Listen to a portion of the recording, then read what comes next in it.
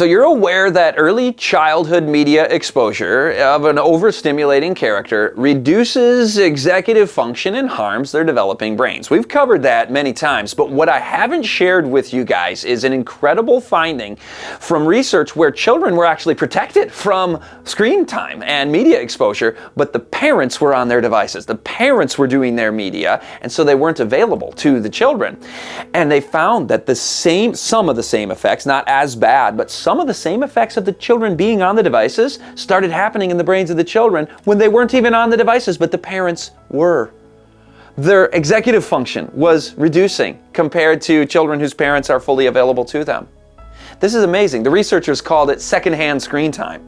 It's like the kids are getting some of the effects of screen time even though they're not doing the screen time.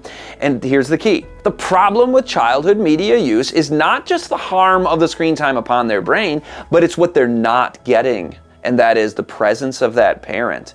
To be fully present, to be there, interacting, teaching, giving them encouragement and affirmation, giving them challenges, giving them just social fulfillment and teaching them how to be little humans. It makes their brains develop just how God designed for us to develop. And when we separate ourselves from our children because we're so busy on our devices, even if we protect them from screen time, it affects them in a negative way. Is that not amazing? And as I was thinking about this, they gave it a term also where parents are so busy. I'm on my screen, I'm doing this, I'm doing that, and the toddler's over here. And they said a lot of parents do what's called continuous partial attention. And when I heard that term, I'm so convicted because every parent sometimes does that, don't we? None of us are perfect. I'm not trying to beat up on anybody here. I was convicted personally.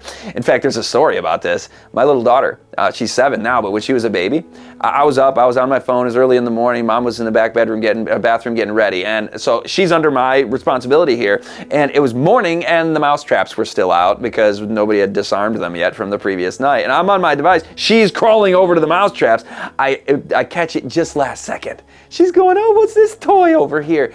Dad, wake up! So I dropped my phone, ran over there, picked her up just in time. But there is a 12% increase in injuries for children under age 5 in the digital age in the last 15 years or so. Why? Well, we're just distracted. It's not acceptable. This is an extreme case, of course, but this couple let their baby die while they played a video game. The game that they were playing was one of these fantasy games, like a sim game, and they were raising a baby, a fairy baby, in the video game. So they were playing in the virtual world, they were pretending to raise a baby, while their actual baby was not getting nourished, was not getting attention, and died.